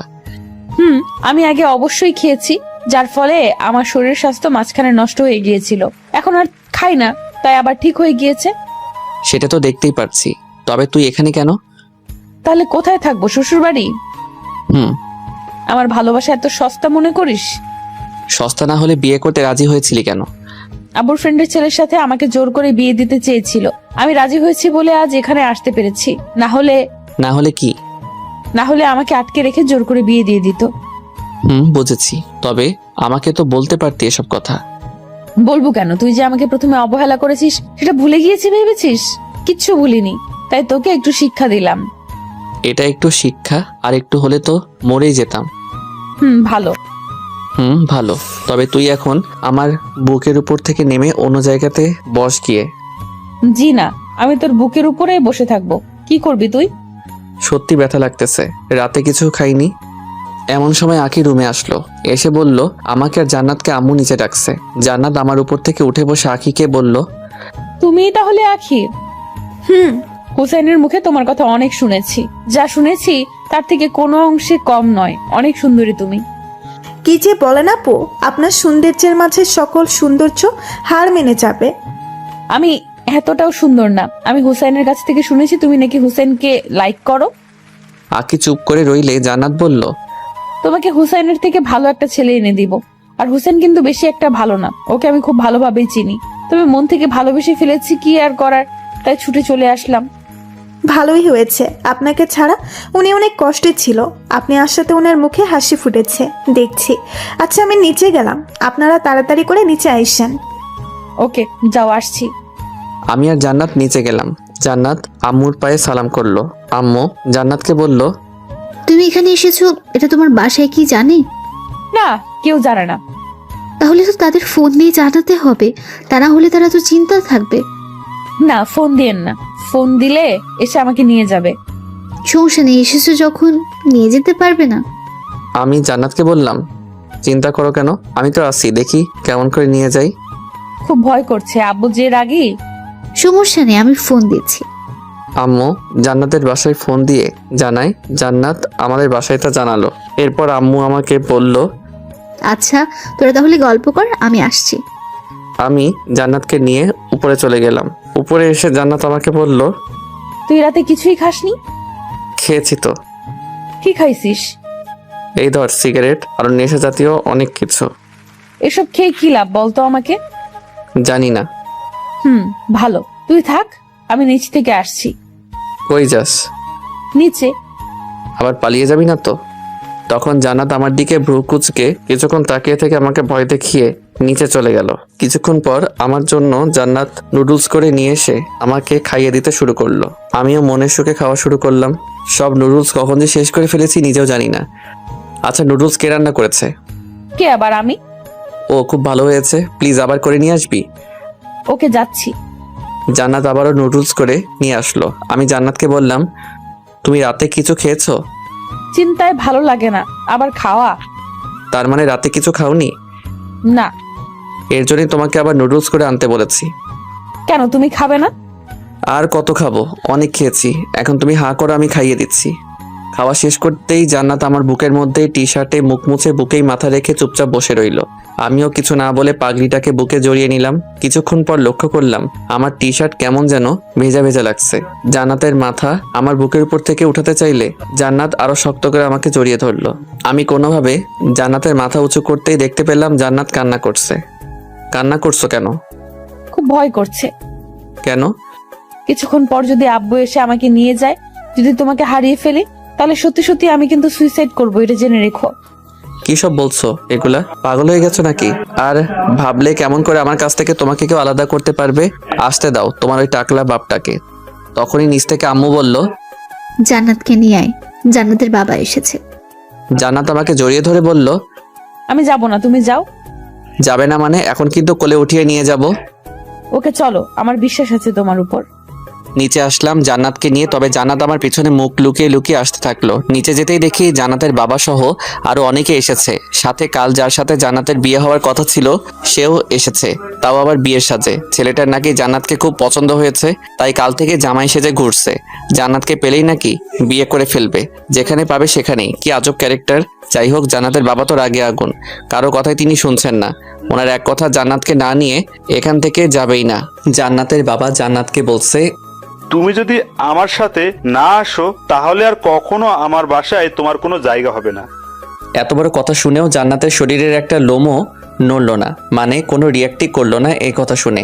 এটার মানে একটাই, জান্নাত আমাকে প্রচুর বিশ্বাস করে ফেলছে, তার সাথে আমার উপর অনেক আস্থা রেখেছে। জানি না এই বিশ্বাসে ঠিকঠাক মূল্য দিতে পারবো কিনা, তবে আমি পুরো চেষ্টা করব যাতে জান্নাতের কখনো এটা মনে না হয় যে সে ভুল মানুষকে ভালোবাসে। জান্নাতের বাবা আরও নানা রকম ইমোশনাল কথা বলতে থাকে। একসময় বিরক্ত হয়ে গেলাম, তাই আমি জান্নাতের বাবাকে বললাম, জান্নাতের গর্ভে আমার সন্তান আছে, সত্যিটা জানাতে দেরি করে ফেলেছি, তবে আজ বলতেই হচ্ছে, এখন আপনি নিয়ে যেতে পারেন।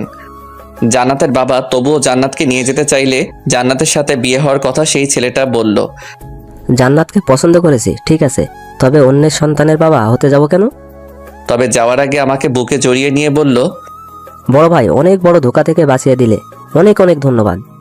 ছেলেটা চলে গেলে জান্নাতের বাবা জান্নাতকে বলল, হুসাইন এ কথা কি সত্যি? এরপর জান্নাতের বাবা আর কোনো কথা না বলে আমাদের বাসা থেকে চলে যায়। বাবা চলে যাওয়ার সাথে সাথে জান্নাত আমাকে শক্ত করে জড়িয়ে ধরল। বুঝতে পেরেছি জান্নাত এতক্ষণ অনেক ভয়ে ভয়ে ছিল। আম্মু আব্বু আমাদের বিয়ে আজকেই করিয়ে দিবে, হালকা অনুষ্ঠান করে বড় করে অনুষ্ঠান করবে। কিছুদিন পর জান্নাতের বাবার রাগটা মিটে গেলে এখন শুধু জান্নাতের পক্ষ থেকে জান্নাতের আম্মুই আসবে, আর কেউ না। বিয়েটা অবশেষে করেই ফেললাম। আমার সাথে চোখ রাঙিয়ে কথা বলা সেই জান্নাত বিয়ের পর এখন আমার দিকে তাকাতেই লজ্জায় লাল হয়ে যাচ্ছে। সারাটা দিন অনেক ধকল গিয়েছে, সিগারেট খাওয়ার টাইম পাইনি। বিয়ের কাজ শেষ হওয়ার পর আমি একটু ফ্রি হতে পেরেছি, তাই সুযোগটা মিস করলাম না। সিগারেটের প্যাক নিয়ে দৌড়ে ছাদে চলে গেলাম। পকেট থেকে সিগারেট বের করতে যাব, এমন সময় দেখি ছাদে আমার কিছু আত্মীয় স্বজন সন্ধ্যার হাওয়া খাচ্ছে। তারা আমাকে দেখলেই ডাক দিয়ে নানা রকম প্রশ্ন করবে, কারণ সারাদিন আমাকে খুঁজে পাইনি। তাই শব্দ ছাড়া আবার নিচে চলে আসলাম। এখন সিগারেট খাবো কোথায়, এই নিয়ে পড়ে গেলাম মহাচিন্তায়। নিচে অনেক লোক, তাই ভাবলাম বাসার বাহিরে গিয়ে সিগারেট খেয়ে আসবো। তাই নিচে এসে সবার চোখের আড়ালে আড়ালে গেটের সামনে আসলাম। চোখ বুজে বাহিরের দিকে দৌড় লাগাবো, এমন সময় পিছন থেকে কে যেন আমার হাত টেনে ধরেছে। পিছন ফিরে দেখি পাশের বাসার বুড়া দাদা। কি হয়েছে দাদা, কিছু বলবেন? দাদা বুড়া মানুষ, তাই একটা কথা বলতে সময় নেয় 3-4 মিনিট। এমনিতে সিগারেটের প্যারা, আবার কি এক জ্বালাতন রে বাবা। আমি আবারও বললাম, কি কিছু বলবেন? মেয়ে পছন্দ হয়েছে? প্রেম করে বিয়ে করেছি জানো না। ও, প্রেম কইরা বিয়া করছো? আচ্ছা এখন আমি আসি। আমি চলে যেতে চাইলে উনি আমার হাত আরো শক্ত করে চেপে ধরলো। কি যেন বলবে মনে হচ্ছে, কিন্তু ওনার একটা কথা বলতে 2 মিনিট লাগে। 2 মিনিট পর, দাদা কোথায় যাও? একটু বাইরে যাচ্ছি। দাদা আমার হাত ছাড়ছেই না, তবে এখন আমি সিগারেট না খেয়ে থাকতেই পারছি না। তাই আমার আশেপাশে ঘুরতে থাকা কিছু আত্মীয় স্বজনকে ডাক দিলাম। কি হয়েছে হুসাইন? দাদা বলেছে যে ওনাকে নাকি ঠিকমতো কেউ আদর যত্ন করেনি। আমার একটু বাইরে কাজ আছে, আপনারা দাদাকে ঠিকঠাক যত্নার্থী করে নিয়ে আসেন। ওনারা দাদাকে বলল, কি দাদা, লজ্জা পাওয়ার কি আছে, আসেন আমাদের সাথে। এই বলে দাদাকে ওনারা নিয়ে গেল। যাক বাবা, বাঁচা গেল। এইভাবে গেটের বাহিরে পা দিব, এমন সময় পিছন থেকে আপু বলল, কই যাস হুসাইন? এই তো একটু বাহির থেকে ঘুরে আসি। কোথাও যেতে হবে না, জান্নাত রুমে একা বসে আছে, রুমে আয়। কি আর করার, সিগারেটের অসমাপ্ত প্যারা নিয়ে রুমে প্রবেশ করলাম। রুমে গিয়ে দেখতে পেলাম জান্নাত বিছানাতে বসে আছে। আমাকে দেখেই বলে উঠল, কই গিয়েছিলে? এই তো একটু বাহিরেই। কেন? এমনি। এমনি না, নিশ্চয়ই সিগারেট খেতে গিয়েছো। ও, বুঝে ফেলেছো তাহলে। হুম। আমি তখন চুপ করে বিছানায় বসলাম। জান্নাতের কানের কাছে মুখ নিয়ে বললাম, আচ্ছা সোনা, একটা সিগারেট খেতে পারি? এত সুন্দর করে যখন ডাক দিয়েছো, তাহলে এক কাজ করো। কি কাজ? জাস্ট একটা সিগারেট খাবে, তারপর গোসল করে আমার কাছে আসবে। কেন, সিগারেট খেলে গোসল করতে হয় নাকি? হবে, কারণ সিগারেটের ঘ্রাণ আমার একদম সহ্য হয় না। কি আর করার, সিগারেট খেয়ে গোসল করে আসলাম। জান্নাত আমাকে চমকে দিয়ে বলে উঠল, হুসাইন, আমার বাবু লাগবে।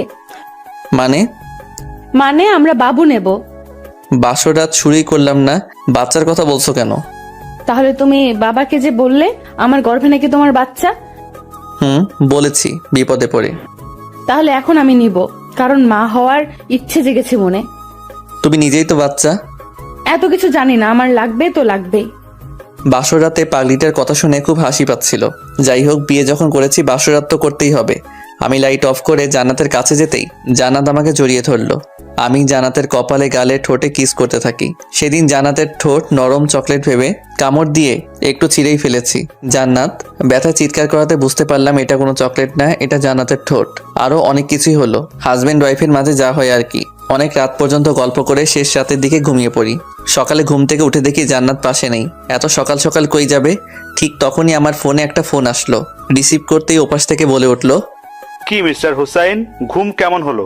জান্নাতকে খুঁজে পাচ্ছ না তো, তাই না? জান্নাতকে পাবেও না। বড় ঝড় আসার আগ মুহূর্তে কিন্তু সবকিছু ঠান্ডা হয়ে যায়। কাল তোমাদের বাসা থেকে ঠান্ডা ভাবে চলে এসেছি আজকের এই দিনটার জন্য। তুমি আমাকে চিনো না হুসাইন। যাই হোক, পারলে জান্নাতকে খুঁজে নিও। Good bye, see you. এই বলে ফোন রেখে দিল। আমাকে কথা বলার কোনো সুযোগই দিল না। বিয়ের পরদিন বউ গায়েব। বিষয়টা ভেবেই কেমন যেন শরীরের লোমগুলো দাঁড়িয়ে যাচ্ছে। আমি দৌড়ে নিচে গেলাম, আম্মুকে বললাম, আম্মু জান্নাত কোথায়? জান্নাত তোর বাবার সাথে বাইরে গেছে। মা যেতে দিলে কেন? জান্নাতের বাবা তো আজকে ঠান্ডাভাবে বললো যে বিয়ে তো হয়ে গেছে, যাই হোক এখন আমার কোনো রাগ নেই, তবে জান্নাতের দাদু জান্নাতকে দেখতে চাচ্ছে, তাই জান্নাতকে কিছুক্ষণের জন্য আমাদের বাসায় নিয়ে যাব। সমস্যা নেই, কিছুক্ষণ পরেই আবার দিয়ে যাব। আমাকে না বলে কেন গেল? জান্নাত তোর সাথে দেখা করার জন্য বারবার উপরে আসতে চাইছিল, তবে জান্নাতের বাবা বলল হুসাইন তো এখন ঘুমোচ্ছে, তো হুসাইনের ঘুম ভাঙার আগে জান্নাতকে দিয়ে যাব, সমস্যা নেই। আমি মাথায় হাত দিয়ে ফ্লোরে বসে পড়লাম। এত বড় প্রতারণা আমার সাথে হবে স্বপ্নেও কখনো ভাবিনি। চিন্তা করিস কেন, একটু পরেই দিয়ে যাবে। আর কখনো দিয়ে যাবে না, একেবারে নিয়ে গিয়েছে। কি বলিস এগুলো? আমি আর কিছু ভাবতে পারছি না। আম্মুও চুপ হয়ে গিয়েছে। বাইকটা বের করলাম, সাথে অনেক কিছু নিয়ে গেলাম, হকি স্টিক, সাথে আরো কিছু জিনিস যেগুলোর নাম বলা যাবে না। বেরিয়ে পড়লাম জান্নাতদের বাসার উদ্দেশ্যে নিয়ে। আর জান্নাতকে নিয়ে আসার সময় যে আমাকে বাধা দিবে, সোজা কথায় তাকে লাশ করে ফেলবো, সে জান্নাতের বাবা হোক বা অন্য কেউ। কারণ এত কাহিনী আর ভালো লাগছে না। জান্নাতের বাসায় এসে দেখি দরজাতে তালা ঝুলানো। আমি জান্নাতের বাবাকে ফোন দিলাম। ফোন দিতে রিসিভ করে হ্যালো বলল। মাদারচোদ, কই তুই? তোদের বাসায় তালা ঝুলানো কেন? কি সুন্দরী মেয়ে জন্ম দিচ্ছ বলে এত ভাব? এখন শুধু তোর সুন্দরী মেয়ে না, জান্নাত এখন আমার সুন্দরী বউ। আর কত বড় কলিজা থাকলে আমার কাছ থেকে বিয়ের পর দিন জান্নাতকে নিয়ে চলে গেলি? সাহস থাকলে সামনে আয়, আমি তোদের বাসার সামনে। বাবা, আমি এক গ্লাস পানি খেয়ে এসে কথা বলি। আচ্ছা বাবা, শ্বশুরের সাথে কেউ এমন আচরণ করে? তাহলে কেমন আচরণ করব? সম্মান দিয়ে কথা বলবো, তাই না? তাছাড়া কি? আমি বয়স দেখে সম্মান দেই না, চরিত্র দেখে সম্মান দেই। বিয়ের পর জান্নাতকে আমার কাছ থেকে আলাদা করে এখন সম্মান ভিক্ষা চাওয়া হচ্ছে। জামাই আমার পুরাই আগুন। ভালোভাবে বলছি, জান্নাত এখন কই আছে? ঠিকানাটা দেন, আমি গিয়ে নিয়ে আসছি। বলবো না, যা করার করো। ওকে। এই বলে ফোন রেখে দিলাম। কি করব বুঝতে না পেরে রাগের মাথায় বাইক থেকে হকি স্টিকটা বের করে জান্নাতদের বাসার জানালার গ্লাসগুলো ভাঙতে শুরু করে দিলাম। সেখান থেকে একটা কাঁচের টুকরো আমার হাতে ঢুকে যায়, সাথে সাথে অনেক রক্ত বের হতে শুরু করে দেয়। এই অবস্থায় বাইক চালাতে পারবো না, তাই এক ফ্রেন্ডকে ফোন দিলাম। এরপর ও আমাকে হসপিটালে নিয়ে গিয়ে হাতের ভিতর থেকে কাঁচের টুকরো বের করে আরো ট্রিটমেন্ট করে। অনেক হয়েছে, এবার চল তোকে বাসায় নামিয়ে দিয়ে আসি। জান্নাতকে না নিয়ে আমি বাসায় যেতে পারবো না। তাহলে এখন কি করবি? আচ্ছা, ওই টাকলার বাচ্চা মানে জান্নাতের বাবা কোথায় চাকরি করে জানিস? চিনি তো। চল তাহলে ওনার অফিসে গিয়ে খোঁজ নেই, যদি কোনো তথ্য পাওয়া যায়। তো যেই কথা সেই কাজ, ও আর আমি মিলে চলে গেলাম। জান্নাতের বাবার অফিস থেকে কোনো তথ্য পেলাম না। তারা জানায় উনি নাকি 2 দিন হলো অফিসে আসছেন না। কি আর করার, এক আকাশ পরিমাণ ডিপ্রেশন মাথায় নিয়ে বাসায় ফিরলাম। বাসায় ঢুকতেই আমার চোখ কপাল উঠে গেল, কেননা দরজাতে নক করতেই জান্নাত দরজা খুলে দিল। আমি তো পুরো অবাক, এক দৃষ্টিতে জান্নাতের দিকে তাকিয়ে রইলাম। ভেতরে আসো। আমি ভিতরে যেতেই দেখি ও মা, জান্নাতের বাবা মা সহ জান্নাতের আরো কিছু কাজিন আমাদের বাসায় আমারই রুমে বসে আড্ডা দিচ্ছে। অথচ জান্নাতকে আমি সারা শহর খুঁজে বেড়াচ্ছি। আমাকে দেখেই আম্মু বলে উঠল, বলেছিলাম না জান্নাতকে একটু পরেই দিয়ে যাবে। আমি কিছু বললাম না, কারণ রাগের মাথায় জান্নাতের বাবার সাথে অনেক খারাপ আচরণ করে ফেলেছি, খারাপ ভাষায় গালিগালাজও করেছি। ভেবেছিলাম জান্নাতের বাবা হয়তো শয়তান টাইপের মানুষ, তবে এখন বুঝতে পারলাম উনিও আমার বাবার মতোই সহজ সরল। এখন জান্নাতের বাবার কাছে ক্ষমা চাইতে হবে, কিন্তু কি ভেবে সেটা বুঝতেছি না। কেউ কিছু বোঝার আগে আমি জান্নাতের বাবার কাছে গিয়ে মাথা নিচের দিকে ঝুঁকিয়ে বললাম, আমার ভুল হয়েছে, আপনি মজা করেছেন আর আমি এটা সত্যি ভেবেছি। কারণ হলো আমাদের বিয়েটা আপনার ইচ্ছের বিরুদ্ধে হয়েছে, তাই ভেবেছি সত্যি সত্যি আপনি জান্নাতকে নিয়ে গিয়েছেন। বিয়ের পরদিন এমন কিছু হবে কল্পনাও করতে পারিনি, তাই রাগের মাথায় আপনাকে অনেক কথা শুনিয়েছি। প্লিজ আমাকে আপনার ছেলে ভেবে মাফ করে দেন। জান্নাতের বাবা তখন উঠে দাঁড়িয়ে আমার কাঁধে হাত রেখে বলল, তোমার কোনো ভুল হয়নি, ভুল তো আমার হয়েছে জান্নাতের কথায় কাজ করে। জান্নাতকেও দাদু দেখতে চেয়েছিল বলে বাসায় নিয়ে আসছি। তুমি ঘুমাচ্ছিলে তাই আর বিরক্ত করিনি, ভেবেছি তুমি ঘুম থেকে ওঠার আগেই জান্নাতকে রেখে যাব, কিন্তু জান্নাত বলল তোমাকে ফোন দিয়ে ওসব কথা বলে পরীক্ষা নিতে চেয়েছিল। বিশ্বাস করো, জান্নাত লিখে দিয়েছিল আর আমি ওগুলো পড়ে পড়ে তোমাকে বলেছি। আমি মনে মনে ভাবলাম জান্নাতের কাছে শয়তানও হার মেনে যাবে, এটা তো সামান্য বিষয়। ও আচ্ছা, তাহলে পরীক্ষা নিয়ে কি বুঝলেন? আমি কি পরীক্ষায় পাশ করতে পেরেছি? পাস না, তুমি 100-তে 100 পেয়েছো। জানোই তো জান্নাত ছাড়া আমার আর কোনো ছেলে মেয়ে নেই। ছোটবেলা থেকে জান্নাতের সব ইচ্ছে পূরণ করেছি, ওর বিয়েটা আমার ইচ্ছেতে দিব বলে, কিন্তু শয়তান মেয়েটা চালাকি করে ঠিক সময় বাসা থেকে বের হয়ে তোমার কাছে চলে এসেছে। তবে তোমাকে আমার খুব পছন্দ হয়েছে। শেষ কথা হলো জান্নাত কিন্তু আমার খুব আদরি মেয়ে। আশা করব তুমি আমার থেকেও বেশি আদর করবে জান্নাতকে। অবশ্যই।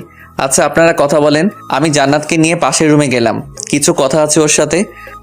জান্নাত যেতে চাইল না, কারণ ও বুঝে গিয়েছিল আমি অনেক রেগে আছি, আর বারবার আমার কাটা হাতটার দিকে তাকাচ্ছিল। কি হয়েছে এটা হয়তো বলার সাহস পাচ্ছে না, তো জান্নাতকে এক প্রকার জোর করেই পাশের রুমে নিয়ে গেলাম। জান্নাতের দিকে তাকাতেই চমকে গেলাম। ঝামেলা লাগিয়ে দিয়ে এখন এমনভাবে আমার দিকে তাকিয়ে রয়েছে যেন পৃথিবীর সব থেকে নিষ্পাপ মুখগুলোর মধ্যে একটা। সরি। এত বড় ঝামেলা লাগিয়ে মাত্র 2 অক্ষরের সরি? তাহলে কি করতে হবে বলো? 2 টাকার মার্বেলের মতো বড় বড় চোখ করে তাকিয়ে না থেকে কাজের কথায় আসো। কাজের কথা মানে? মানে আমি রাগের মাথায় তোমাদের বাসার সব জানালার গ্লাসগুলো ভেঙে দিয়েছি। সো কি তাড়াতাড়ি বলো। ওইগুলোর জরিমানা তুমি দিবে। জানি আমার বড়লোক শ্বশুর কিছু বলবে না, তবে আমার একটা সম্মান আছে না, তাই আমাকে ঠিক করে দিতে হবে। তুমি ভেঙেছো, তুমি ঠিক করে দাও, আমাকে বলছো কেন? ও হ্যালো, তোমার জন্য এসব হয়েছে? আমি কি তোমাকে আমাদের বাসার গ্লাসগুলো ভাঙতে বলেছি নাকি? আমার ঘুম পাচ্ছে, আম্মুর কোলে শুয়ে থাকবো, গেলাম। এই বলে জান্নাত পিছনে ফিরে চলে যেতে থাকলো। এই জান্নাত শুনো তো, ওই জান্নাতের বাচ্চা, কানে শুনিস না নাকি? ও মা, জান্নাতের তো পিছনে তাকানোর নামই নেই, দূর চলেই গেল। ও হয়তো ভাবছে আমাকে বোকা বানিয়ে বেঁচে গিয়েছে। আমি আবারও জান্নাতকে ডাক দিতেই জান্নাত চোখ দিয়ে ইশারা করে আমাকে ওখানে যেতে বলছে। আমি ওখানে না গিয়ে রুমে এসে ভাব নিয়ে ফোনটা কানে নিয়ে বলতে থাকলাম, হ্যালো জানু, কি করছো? আচ্ছা আজকে কোন কালারের শাড়ি পরেছো? জান্নাত এটা শোনা মাত্রই আমার দিকে দ্রুত ছুটে আসে, এসে আমার ঠিক পাশে দাঁড়িয়ে শোনার চেষ্টা করে আমি কার সাথে কথা বলছি।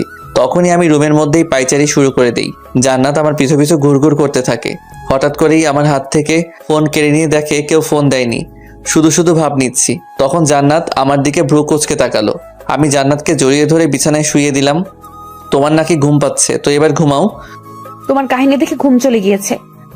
বলতে ভুলে গিয়েছি, জান্নাতের নাকটা অনেক সুন্দর লাগে আমার কাছে, কারণ ওর যখন রাগ ওঠে তখন নাকটা ফুলে যায়, মনে হয় এখনই ফেটে যাবে। জান্নাতের নাক হাত দিয়ে চেপে ধরে ওর ঠোঁটে কামড় বসিয়ে দিলাম। একটু পর জান্নাত শ্বাস নিতে পারছে না বলে আমার পিঠে চড় মারতে থাকে। তখন আমি ছেড়ে দিলাম। জান্নাত হাঁপাতে হাঁপাতে বলল, আমার আমার আমার শ্বাস কি মেরে ফেলতে চাও নাকি? একদমই না। তাহলে এমন করলে কেন? সকালে তুমি আমাকে ঠিক এমনভাবে মেরে ফেলতে চেয়েছিলে। কি বলো এসব? আচ্ছা কেমন করে? অক্সিজেন ছাড়া মানুষ কি বাঁচতে পারে? না। তুমি সকালে আমার কাছ থেকে দূরে চলে গিয়ে তোমার বাবাকে দিয়ে যখন ওইসব কিছু বলিয়েছো, বিশ্বাস করো তখন আমার শ্বাস নিতে খুব কষ্ট হচ্ছিল, কারণ তুমি আমার অক্সিজেন। এই কথা বলার সাথে সাথে ধপাস করে জান্নাত আমাকে বুকে জড়িয়ে শক্ত করে ধরে চেপে ধরে বলল, সরি, আর কখনো এমন করব না, প্রমিস। ভালো। আচ্ছা এক কাজ করো। কি কাজ? আবারও আগের মতো আমার ঠোঁটে কামড় দিয়ে শ্বাস আটকে মেরে ফেলো। আবারও কিস খাওয়ার ধান্দা খুব চালাক, তাই না? কিন্তু আগের বার শুধু উদাহরণ দিতে কিস করেছি, সো আর দিতে পারবো না। এখন কিস দিবি না? ওই তুই করে বলবি না? কি করবি তুই? 101 বার বলবো তুই তুই তুই। মাত্র 4 বার হয়েছে, আরো 97 বার বল। এমন সময় পাশের রুম থেকে জান্নাতের বাবার ডাক শুনতে পেলাম। আজকে তাহলে আমরা আসি, কিছুদিন পর তোমাদের বিয়ের জন্য বড় করে অনুষ্ঠান পালন করব। ওকে। তবে অনেক চিন্তা হচ্ছিল, কারণ তারা তো বাসায় যেতেই দেখতে পারবে তাদের বাসার জানালার সব গ্লাস ভাঙা। সে যাই হোক, পরে দেখা যাবে। এর আগে এক ফ্রেন্ড কিছুক্ষণ আগে ফোন দিয়ে আমাকে বাইক নিয়ে যেতে বলল, বিপদে পড়ছে বলল, তাই বাইক নিয়ে বেরিয়ে পড়লাম। ফ্রেন্ড তৌফিকের কাছে যেতেই তৌফিক বলল আজকে নাকি ওর জিএফ এর বার্থডে, তাই আমাকে সাথে নিয়ে জিএফ এর সাথে দেখা করতে যাবে। আমি আর তৌফিক গেলাম। যেতেই দেখতে পেলাম তৌফিকের জিএফ সহ আরও অনেক মেয়ের উপস্থিতি। আমি তৌফিককে বললাম তুই দেখা কর, আমি এখানেই বাইকেই বসে থাকি। কিন্তু তৌফিক আমাকে নিয়েই গেল। দেখা করার এক পর্যায়ে তৌফিকের দরকারি একটা ফোন আসে, তাই তৌফিক তাড়াহুড়ো করে সেখান থেকে চলে যায়। যাওয়ার আগে আমাকে বলল যে ওর জিএফকে বাসায় নামিয়ে দিয়ে আসতে। আমি তৌফিকের জিএফকে বললাম আপনি নিশ্চয়ই আমার সাথে যাবেন না, তাহলে আমি আসছি, আপনি এখান থেকে সোজা চলে যান। জি না, আপনি আমাকে নামিয়ে দিয়ে আসবেন। তো কি আর করার। তবে রাস্তায় উনি বলল ওনার এক ফ্রেন্ড নাকি আমাকে পছন্দ করেছে। পছন্দ করতেই পারে, এতে এমন কি হয়েছে? যদি বলি ভালোবাসে।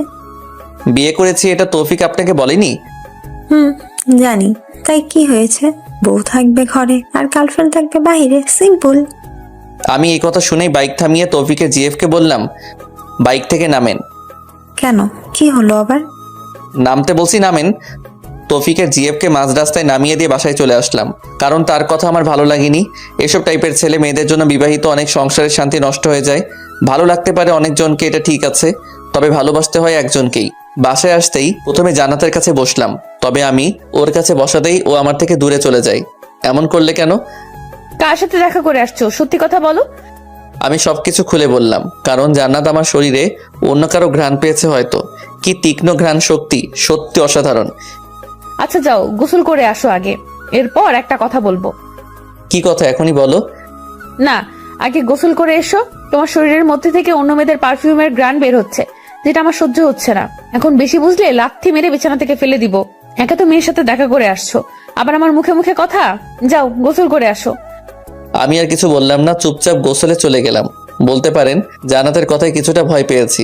জান্নাত মেয়ে হলে কি হবে, ওর কিল ঘুষি লাথির যে একটা হিট আমি আগেও ফ্রেন্ড থাকাকালীন খেয়েছি, এখনো মনে পড়ে সেই কথা। তাই আর কথা না বাড়িয়ে গোসলে চলে গেলাম। গোসল করে বের হতে দেখি জান্নাত আমার জন্য তোয়ালে নিয়ে দাঁড়িয়ে রয়েছে। আমি তোয়ালে দিয়ে ঘানা মুছে জান্নাতের শাড়ির আঁচল দিয়ে গা মোছা শুরু করে দিলাম। এই কি করছো, ভিজে যাচ্ছি তো। আচ্ছা দাঁড়াও, আমি মুছে দিচ্ছি। ফ্রেশ হয়ে একটা সিগারেট জ্বালিয়ে খাওয়া শুরু করলাম। আপনারা ভাবছেন আমার সাহস বেড়ে গেছে তাই জান্নাতের সামনেই সিগারেট খাচ্ছি। মোটেও না, জান্নাত আমাকে সারাদিনে একটা আর রাতে একটা সিগারেট খাওয়ার অনুমতি দিয়েছে। সে আমি যেখানে সেখানে খেতে পারি, তাই আমি সিগারেট খেয়ে জান্নাতের মুখের উপর ধোয়া চাড়ছি। জান্নাতের তো রাগে নাক ফুলে ফেটে যাচ্ছে। সিগারেট খেয়ে বিছানায় ধপাস করে শুয়ে পড়লাম। জান্নাতকে বললাম তুমি যেন বলতে চেয়েছিলে, এখন বলো। না থাক, বলবো না। কেন, আবার কি হলো? আমার কোনো কথাই তো তুমি সিরিয়াস ভাবে নাও না। এখন সিরিয়াস ভাবে নিব, বলো তুমি। আমার বাবু লাগবে। উফ, আবার শুরু করে দিছো। কেন? ওকে সব হবে, আগে আমাদের বিয়ের অনুষ্ঠানটা শেষ হোক। আমার এটা ভেবে খুশি খুশি লাগতেছে যে জান্নাতকে 2বার বিয়ে সাজে দেখব। বাপরে বাপ, জান্নাত বউ সাজলে যা লাগে, কোনো প্রকার নেশা ছাড়াই মাতাল মাতাল লাগে। আচ্ছা তুমি কি কখনো ভাবছো আমি তোমার বউ হব?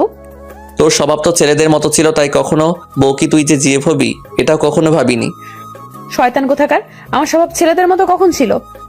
ছেলেদের মতো হাতা কুচিয়ে শার্ট পরতি, টি শার্ট সাথে প্যান্টও পরতি। আরো কিছু বলবো? না থাক, আর কিছু বলতে হবে না। কেন হবে না, বলি না। আচ্ছা এখন তো তোর বউ, আর অন্য সব মেয়েদের মতো সবসময় শাড়ি পরি, আর সংসারীও হয়ে গেছি, বুঝিস না? সব ঠিক আছে, তবে আবার সংসারী কবে হলে? আমি নিজেই তো সংসার কি জিনিস বুঝি না। তোর বুঝতেও হবে না। এখন নিচে যে আম্মুর কাজে সাহায্য করো, না হয় আমার সাথে চুপচাপ শুয়ে থাকো, দুষ্টামি করতে পারবা না। আম্মুর কাজ শেষ করেই আসছি, এখন তোমার সাথে ঘুমাবো। জান্নাত আমার পাশে শুয়ে আমার উপরে ওর পা তুলে দিল। আমি কিছু বললাম না, কারণ রাতে তো ওর উপরেই আমি শুয়ে থাকি, ও তো জাস্ট পা তুলে দিছে। আমি ঘুমিয়ে পড়লাম। তবে কিছুক্ষণ পর লক্ষ্য করলাম ও মা, জান্নাতের পুরা বডি আমার উপরে দিয়ে আমার বুকে মাথা রেখে মজা করে ঘুমাচ্ছে। ভালোই লাগছিল, একটু চিকনা মেয়ে তো, তাই মনে হচ্ছিল না কেউ আমার উপরে আছে। তো দেখতে দেখতে মাঝে কিছুদিন চলে যায়। কাল আমাদের বিয়ের অনুষ্ঠান, কিন্তু এখনো পর্যন্ত জান্নাতকে কোনো শপিং করে দেইনি। জান্নাতও কখনো বলেনি। আমি জান্নাতকে বললাম চলো তোমাকে শপিং করিয়ে দিয়ে বাসায় দিয়ে আসি, কাল আমি যেয়ে সেখান থেকে তোমাকে নিয়ে আসবো। শপিং করা লাগবে না, আমার অনেক কাপড় আছে। তো কি হয়েছে, চলো তো। জান্নাতকে নিয়ে শপিং করতে গেলাম, তবে জান্নাতের কোনো কাপড় পছন্দ হচ্ছিল না। আমি জান্নাতের জন্য কিছু শপিং করেছি আমার নিজের পছন্দের, কিছু বলতে অনেকগুলা, কারণ যা দেখি সব ভালো লাগে। সব কাপড়েই জান্নাতকে সুন্দর দেখায়। জান্নাত আমার জন্য কিছু জিনিস নিয়েছে, তবে ও ওর নিজের জন্য কিছুই নেয়নি। ও আমাকে বলে ওর নাকি কিছুই পছন্দ হচ্ছে না। আমি ওর জন্য যেগুলো কিনেছি ওগুলো ছাড়া। সেদিনের মতো শপিং শেষ করে জান্নাতকে তার বাড়িতে রেখে আসলাম। রেখে আসার সময় জান্নাত অনেক কান্না করছিল। বলে কিনা আমার সাথে থাকতে থাকতে আমার প্রতি আসক্ত হয়ে গিয়েছে। আমাকে ছাড়া এক রাত থাকা নাকি জান্নাতের কাছে 1 মাসের সমতুল্য। জান্নাতকে অনেক বুঝিয়ে রেখে আসলাম, তবে ওর শর্ত ছিল সারা রাত আমার সাথে ফোনে কথা বলবে। বাসায় এসে ভাবলাম জীবনে অনেক বিয়ে দেখেছি যারা বিয়ের সময় বউকে প্রাইভেট কারে এমনভাবে নিয়ে আসে যেন কিডন্যাপ করে নিয়ে আসছে, তবে আমার চিন্তা ভাবনা অন্যরকম। বউকে নিয়ে আসবো বাইকে করে, বউয়ের থাকবে খোলা চুল, যাতে আমি বাইক চালাতে সময় তার চুল বাসাতে উড়ে উড়ে আমার মুখে হালকা করে আসতে পড়ে। হ্যাঁ, প্রাইভেট কার থাকবে ঠিক আছে, তবে আমার বাইকের পিছনে। জান্নাতদের বাসায় আমি বাইক নিয়ে ঢুকলাম। আমার ফ্যাশন দেখে সেখানে থাকা মেয়েগুলো হা করে তাকিয়ে রইল। আমার পিছন পিছন অনেকগুলো প্রাইভেট কার ঢুকলো, সবগুলো সাদা গাড়ি। আব্বুকে বলেছিলাম গাড়ি যেন সব এক রঙের হয়। এমন সময় দেখতে পেলাম জান্নাত দৌড়ে আমার দিকেই আসছে। এসে সবাইকে চমকে দিয়ে আমাকে জড়িয়ে ধরলো। এই কি করছো, ছাড়ো প্লিজ, সবাই দেখছে তো। দেখো কিংশোরটেরা, তো আমার কি? তুমি কাল রাতে কথা বলতে বলতে ঘুমিয়ে পড়েছিলে, তাই সারা রাত ঘুমাতে পারিনি। সারাক্ষণ শুধু তোমার কথাই ভেবেছি। সরি। বিয়ের অনুষ্ঠান ভালোভাবে সম্পন্ন হলো। সো আমার ছোটবেলা থেকে যে ইচ্ছেটা ছিল বউকে বাইকে করে নিয়ে আসবো, আজ সেটা সফল হলো। জান্নাতকে বউ হিসেবে পেয়ে সত্যি আমি অনেক খুশি। তবে জান্নাত আমাকে পেয়ে আমার থেকেও বেশি খুশি হয়েছে। কিছুদিন পর হয়তো জান্নাতের একমাত্র আবদার রাখতে জান্নাতকে বাবু উপহার দিতে হবে। জান্নাত আমার কাছে এই আবদারটা ছাড়া আর কিছুই চাইনি, তাই যত তাড়াতাড়ি সম্ভব এটা পূরণ করব। জান্নাত আমার বেস্ট ফ্রেন্ড থেকে এখন আমার বউ। ইচ্ছে আছে এভাবেই জান্নাতকে ভালোবেসে আগলে রাখবো সারা জীবন।